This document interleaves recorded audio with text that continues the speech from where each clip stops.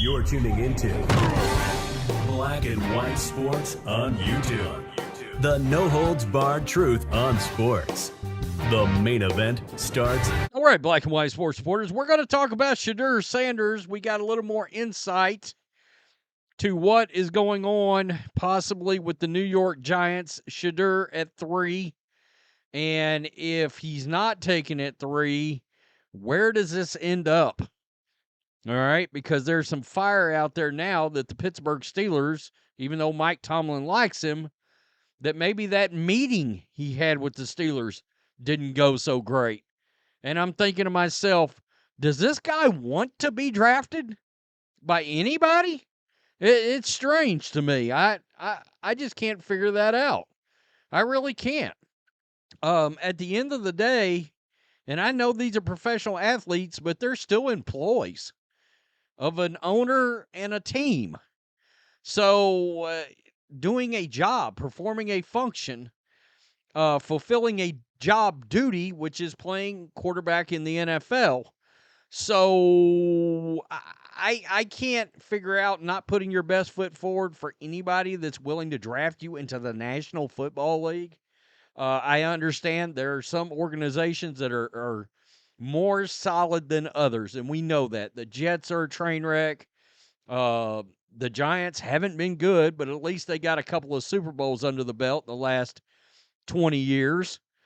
But here we are, all right? Now, all I can tell you, because there's no clips from this that have come out yet, Todd McShay is really the one that's stayed on top of this Shedeur thing.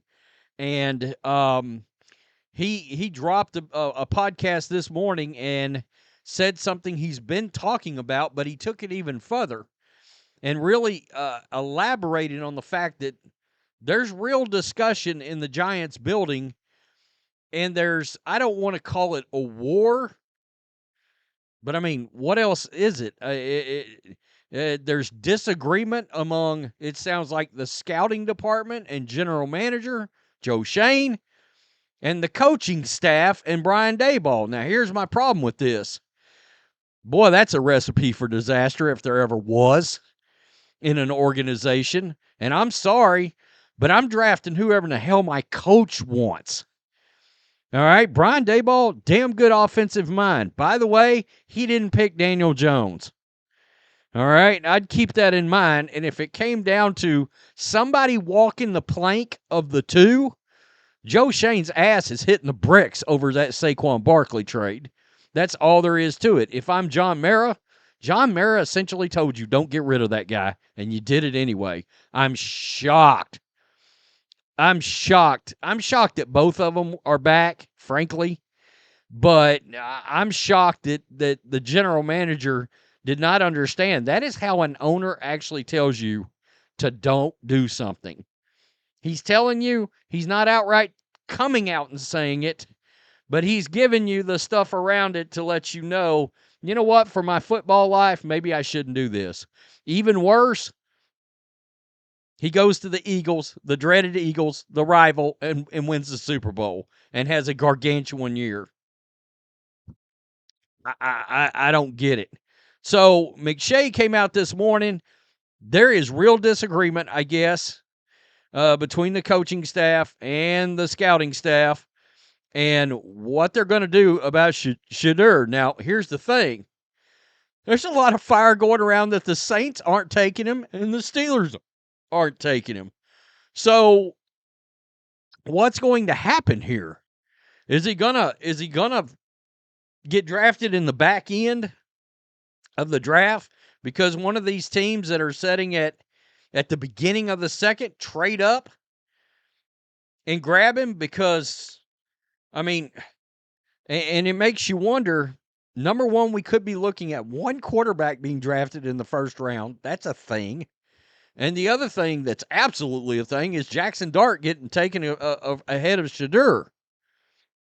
All right. Now, this was put out the other day, and this was also from Todd McShay. It's a little bit contentious inside the Giants draft room. That was on the Ryan Russillo podcast. There's some people that are pushing hard for Shedeur. All right. I wonder, too, at this point in time with ownership, we hear a lot of stories after the fact of ownership getting involved when it comes to the quarterback position and drafting high. So that part is fascinating. Now, that was the other day. And then again, today, there seems he came out this morning on his pod and said there's a real split. There is. Now, in case you're wondering, draft odds, draft position, Sanders over-under in the draft is 8.5. With the over, that means past pick 8, the over is heavily favored at minus 350, meaning odds makers expect him to go 9th or later. The Saints are still the current favorite with odds as low as minus 130. Other teams in contention, the Steelers plus 350, Giants plus 300. So that's interesting. And look, you don't want to rule out what the odds makers are saying here, because the sharps, they're as tuned in to these franchises as any entities that there is. That's why you always pay attention to the betting markets in this thing.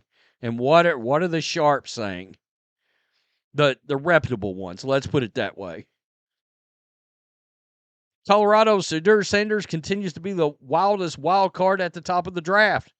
Many believe his window opens at 8 if a team were to cut the line in a trade with the Panthers before the Saints can get Sanders at 9.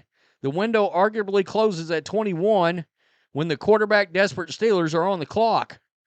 If the Steelers pass, there's a good chance someone swoops back into the first round to take Sanders. There's other potential permutations. While few think the Giants would select Sanders or any quarterback at 3, they could slip back a few spots before pulling the trigger. The Raiders are arguably a potential destination at number 6. And then there's one of the nuttiest things we've heard in recent days. At least one experienced and accomplished evaluator of talent thinks there's a chance someone trades all the way up to 2 to get Sanders. I don't believe that. Florio said the same thing. I'll believe that when I see it. Yeah, I don't see it. Now. We cannot rule out Jimmy Haslam. All right? I don't mean at 2, but certainly with them having, the second pick in the second round, them doing something and coming up. Look, of all the quarterback / coach fits that there is, there's no doubt, because he's so accurate and he is a very good processor. I'm talking about Shedeur. The fit, he's a pocket passer, so Kevin Stefanski and Shedeur make sense from a coaching standpoint, because in my opinion, Shedeur's like highest ceiling comp I can think of is Kirk Cousins. So it depends on how you feel about Kirk Cousins. I like Kirk Cousins. I think he's a damn good quarterback. I think a lot of people shit on him unjustifiably, but that is sort of the ceiling here, folks. All right? And I've told you guys I would draft. I've got 3 guys, all like Cam Ward, Jaxson Dart. Actually, I got Jackson ahead of Cam Ward. And I've got Cam Ward second. Tyler Shuck would be third. Shedeur